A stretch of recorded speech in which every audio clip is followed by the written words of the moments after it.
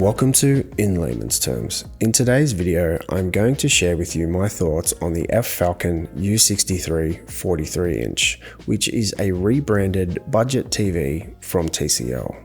I will attempt to make this review as quick and to the point as possible, so here we go. This is my first time purchasing a TV at this size. At 43 inches, the box feels so light you wouldn't be surprised to think there's nothing inside. Initial assembly was as straightforward as you would expect. Two simple plastic legs with 2 screws for each. For those of you who have watched my previous video of the 55-inch UF2, the U63 is certainly a step up in many ways. You are initially greeted by some clean looking box art with a Google TV logo. On top of that, the stickers on the TV panel indicating that the U63 is a smart TV is a nice reassuring touch. The appearance of the TV looks much more premium, with a nicely done narrow plastic bezel around the perimeter of the TV. The build quality between the UF2 and the U63 don't objectively feel different in the hands, but the impression of quality is certainly more apparent. For the I/O, the TV has 3 HDMI 2.0 ports included, with HDMI 3 surprisingly offering an enhanced audio return channel. Definitely an unexpected inclusion at this price point. Furthermore, we have a LAN port, antenna in, an AV in port for legacy composite video signals, a headphone jack, and a digital optical audio out. The included remote was surprisingly Bluetooth enabled, which I felt was another fantastic inclusion. The buttons have a nice tactile clicking feel to them, adding to that premium vibe the U63 is going for. It might sound silly, but I enjoy being able to hold the remote under a blanket on a cold night and still be able to control the TV. I always have a giggle when I see someone in my family extend their arm towards the TV when using a Bluetooth remote. Upon first boot, the FFalcon logo was displayed with the Google TV logo not far behind. To this day, I still wonder if I am saying the name correctly, FFalcon. At the same time, whoever greenlit that name should be sacked.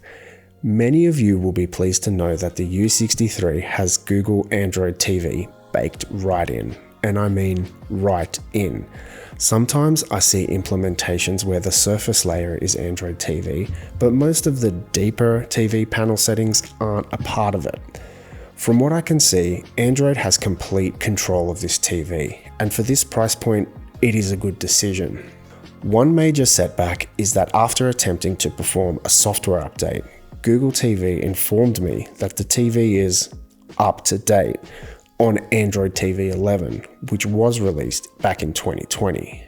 Furthermore, the security patch level was also listed as up to date, last updated October 2022. For me, that is a little too much on the concerning side, but it might not bother others out there, so I'll leave that up to you. Aside from that, Android TV is more than enough for the average user. It has full access to the plethora of apps available on the Google Play Store. The speed of this system is actually decent for running a single app at a time. Unfortunately, I was not presented with enough time to sample the multitasking performance in its entirety. Now, I'm assuming here, but I don't imagine this TV would have a huge amount of onboard RAM. The implication meaning that as you switch from one app to another, such as going from YouTube to Netflix, Android TV may need to shut down YouTube in order to recover some RAM. Essentially meaning, unlike more premium streaming boxes like Apple TV, this TV may not be able to hold apps in a save state. So if you like to switch back and forth between apps, expect them to launch from a new state each time. Feel free to let me know your experience in the comments section. Google TV, whilst very powerful and functional, it does present some issues around privacy. If that's something you care about, like me, you might want to consider keeping the TV offline and purchasing an external streaming box of your own choosing. From the initial power on, setting up via the Google smartphone app, installing apps, updates, and so on, the TV took almost 1 hour until it was ready for handover. Granted that this is a once-off, I still thought it was worth the mention. The sound out of this TV is average. If sound quality does not bother you, then this will do just fine. Generally speaking, even with high-end TVs, I would suggest a soundbar. Even a cheap one will make a difference. If you choose your time carefully, a basic 2.1 soundbar system can go for as cheap as $99. If you happen to watch my review of the UF2, you will know that I wasn't impressed with the HDR performance. The U63 did perform somewhat similarly, but with a slight edge of improvement. Once again, consumers must be mindful that just because a product has something written on the box, it doesn't mean that it will do it well. It's kind of like when a TV has a big Dolby Atmos sticker on it. Most consumers don't understand that the TV doesn't come with Dolby Atmos, it can simply pass an Atmos signal through. For example, I often speak with people who have purchased an entry-level LG or Samsung TV. They don't quite understand why it doesn't perform very well. It is, after all, a Samsung or LG. It certainly costs a lot of money, say 5 times more than the FFalcon here. The fact is, they often overlook that high-end LG or Samsung TVs are often 5 times more expensive than the entry-level ones, and there's a reason for that. This is where consumers often pay the brand name tax. Many of the entry-level LG and Samsung TVs often perform similarly compared to a cheap FFalcon such as this U63. It's not until you pay big money that you will see the HDR impact one would expect or premium HDMI 2.1 gaming features. With all of that said, a lot of the time with cheaper entry-level TVs, I generally recommend users disable HDR, as it can often present a worse picture than SDR, even more so if you are gaming on these TVs. Off-angle viewing is what you would expect, a little washed out and faded colors. For the price, it is what I was expecting, perhaps a little above my expectations, which is always nice.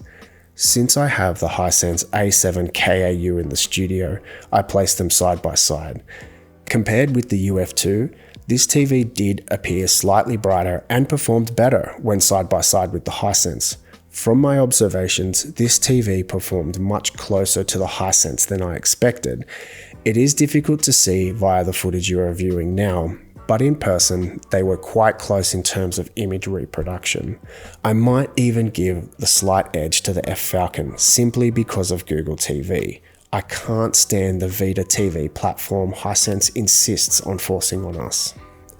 Last and very least, I always like to throw a game at the TV when doing a review. This isn't a gaming TV, and of course it doesn't perform like one, but you can't expect it to at this price point. One of the things Hisense is doing right with their entry-level TVs is they provide basic gaming features such as variable refresh rate limited to 60 Hz. Given that, the comparable entry-level TCL TVs also offer the same gaming features. TCL is using the FFalcon as an entry-level TV. This TV as an entry-level TV has certainly surprised me. It's not a HDR movie monster. If you're not a gamer and don't care about simple gaming features, the U63 has the makings of a bang for buck frontrunner when it comes to purchasing on a tight budget or simply the spare room TV. I would certainly be shortlisting the U63. I hope you have enjoyed this video and feel free to hit me up in the comments section. Until next time.